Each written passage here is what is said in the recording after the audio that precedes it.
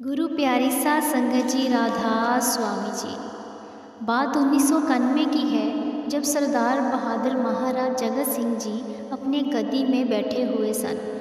एक आदमी उनकी तरफ देखते हुए सीधा आ रहा था। जब पास आया तो बाबा जी ने उसको पूछा, क्या देख रहे हो? वो आदमी बोला, मेरा दिल करता है कि मैं आपको देख ही जाऊं और आप ऐसे ही सचखंड चला जाऊं। महाराज जी हंस पड़े और बोले, अगर तुम जाना चाहते हो तो तुम्हें ज़रूर ले जाएंगे। उस आदमी ने कहा, कुछ पाने के लिए कुछ खोना पड़ता है। तो महाराज जी ने कहा, तो आप अपना टाइम दीजिएगा।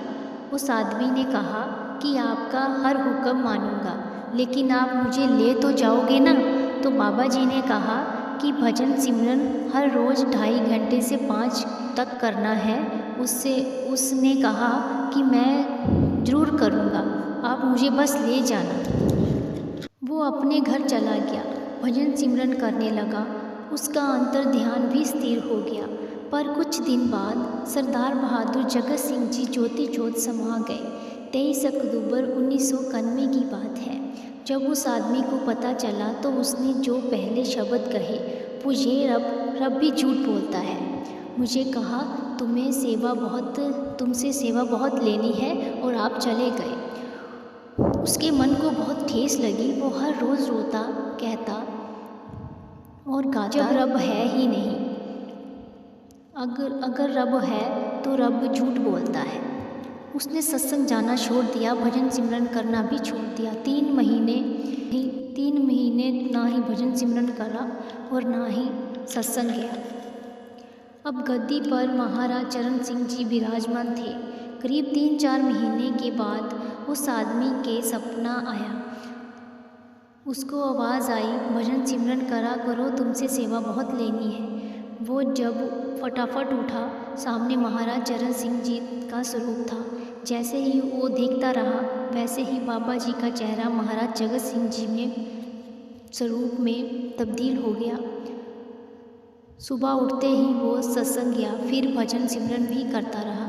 एक दिन सेवादार ने उसको कहा, तुम्हें महाराज चरण सिंह जी बुला रहे हैं। वो बाबा जी सामने गया तो बाबा जी ने कहा, मलकीत सिंह, कार चला सकते हो? उसने कहा, बाबा जी मैं जीप चलाता हूँ। बाबा जी ने कहा कि जीप भी कार की जैसे ही होती है, इसमें कोई फ़र्क नहीं। ते हमारी कार चलाओगे? मलकीत सिंह जी जब भी वो बाबा जी बुलाते, वो आधे घंटे पहले ही पहुंच जाते। जब मलकीत सिंह की शादी हुई, उनके एक बेटा हुआ। उनको पता चला उनका बेटा बोल नहीं सकता। घरवाली रोज़ उनको कहती कि बाबा जी से बात करना कि हमारा बेटा बोलता नहीं है। तो मलकीत सिंह से सुनते, दूसरे कान से निकाल देते। बाबा जी से बात नहीं करी। वो कहते, वो तो रब है, उनको क्या बताना? अगर वो रब है, बताना पड़े फिर क्या बात है? ये तो बड़ी बुरी बात है अगर रब को बताना पड़े। ऐसे कितने दिन बीत गए। एक दिन बाबा जी ने उनको बुलाया। बाबा जी ने कहा कि आज हम जयपुर जाएंगे। तो रास्ते में पीछे से बाबा जी मलकीत सिंह के सामने बैठ गए। तुमने बताया नहीं कि तुम्हारा बेटा बोलता नहीं है? बाबा जी, अगर आपको बताना पड़े तो फिर तो बुरी बात है। आप तो जानी जान हो, फिर मैं आपको क्यों बताऊं? आप तो रब हो। बाबा जी ने कहा कि सतगुरु पातशाह कृपा करेंगे। तब 9:04 हुए थे जब बाबा जी ने इतनी बात कही। तो जब वो मलकीत सिंह घर गए तो उसका बेटा जो बोलता नहीं था, वो पापा पापा कह के जल्दी से बाहर आया। तो मलकीत सिंह ने पूछा तो घर वालों ने बताया कि 9:04 थे, ये अचानक से उठ के बोलने लग गया। तो मलकीत सिंह ने सोचा कि ये तो बाबा जी ने इतने टाइम पे बाबा जी ने कहा था।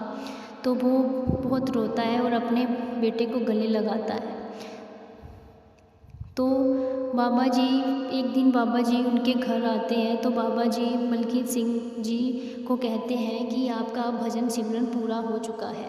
तो मलकीत सिंह जी कहते हैं कि बाबा जी, अगर आपको मेरा भजन सिमरन पूरा हो गया है तो आप मेरे को ले चलो। तो बाबा जी ने कहा, अभी तुमसे सेवा बहुत लेनी है। तो बाबा जी चले गए। तो बाबा जी भी ज्योति ज्योत जब समाए तो मलकीत सिंह जो मौजूदा सरकार है, तब तक भी उनके सेवादार रहे, गाड़ी चला रहे थे। फिर वो ज्योति ज्योत समा गए। राधा स्वामी जी।